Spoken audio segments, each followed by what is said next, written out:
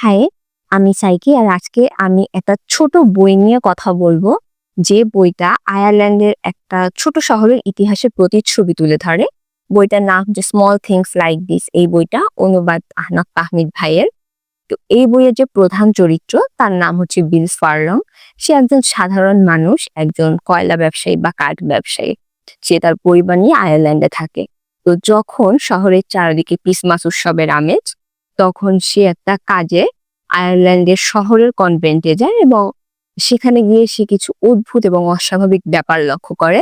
সে দেখে যে কনভেন্টে একটা মেয়েকে আটকে রাখা হয়েছে, একটা তরুণীকে, এবং সে খুব কষ্টে রয়েছে। সে ওখান থেকে বের হতে চায়। তো একটা সময় বিল ফার্লং বুঝতে পারে যে এটা শহরের আসলে সবাই জানে, কিন্তু কেউ কিছু বলে না, সবাই চুপ করে থাকে। তখন বিল ফার্লং একটা সিদ্ধান্তহীনতার সম্মুখীন হয় যে সে চুপ থাকবে নাকি মেয়েটার জন্য কিছু করবে বা মেয়েটার হয়ে কিছু বলবে। তো এই চুপ থাকা আর সত্য কথা বলার মধ্যে যে একটা দ্বিধা এবং সাহসিকতার লড়াই, সেই লড়াই হচ্ছে এই বইটার গল্প। আহ বইটায় শুধু একজন মানুষের গল্প নেই, বরং একটা সমাজের চি- চিত্র ফুটে উঠেছে বা একটা সমাজের মুখোশ খুলে গিয়েছে। আয়ারল্যান্ডের আম, ম্যাকডোনাল্ড যে লন্ড্রিগুলো, সেই লন্ড্রিগুলোর ইতিহাসের বাস্তব প্রতিচ্ছবি হচ্ছে এই বইটা।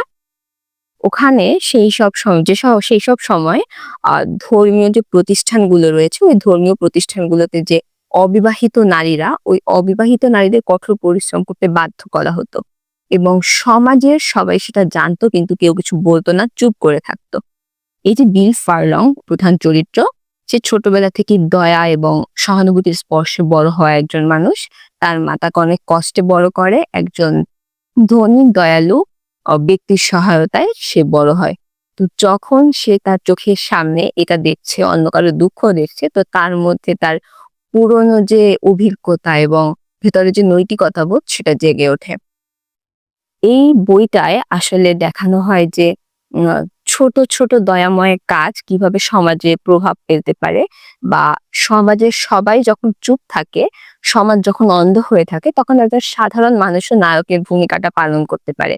ছোট ছোট ভালো কাজ বা ন্যায়ের পাশে দাঁড়ানো একজন সাধারণ মানুষের জীবন কিভাবে বদলে দিতে পারে, তারই সূক্ষ্ম ব্যাখ্যা এই বইটার মধ্যে রয়েছে। বইটা পড়ে ফেলা খুব সহজ, খুব অল্প সময়ের মধ্যে বইটা পড়ে ফেলা যাবে। কিন্তু এই বইটার কাহিনীর পেছনে যে একটা ভাবনার গভীরতা, সেই ভাবনার গভীরতাটা ব্যাপক। আমি বলবো যে বইটা ছোট্ট সুন্দর একটা বই। আর এটা হচ্ছে আসলে একটা নীরব বিপ্লবের গল্প। এই বইটা আমাদের শেখায় যে কোনো সঠিক কাজ করার জন্য খুব বেশি শক্তিশালী হওয়ার প্রয়োজন হয় না, বরং ছোট ছোট কিছু সিদ্ধান্ত বা সঠিক সিদ্ধান্তই একটা সঠিক কাজ করার জন্য যথেষ্ট। তো আমি বইটা রেকমেন্ড করব। ছোট্ট একটা বই, আমি জার্নি পথে পড়া শুরু করছি, জার্নি পথেই পড়া শেষ করছি। আপনারাও পড়ে দেখবেন। আমার মনে হয় বইটা পড়া উচিত, এবং বইটার পেছনে আসল যে কথাটা, সেই কথাটা জানা উচিত, বোঝা উচিত। তো এই বইটা আমি রেকমেন্ড করব, পড়ে দেখবেন। টাটা।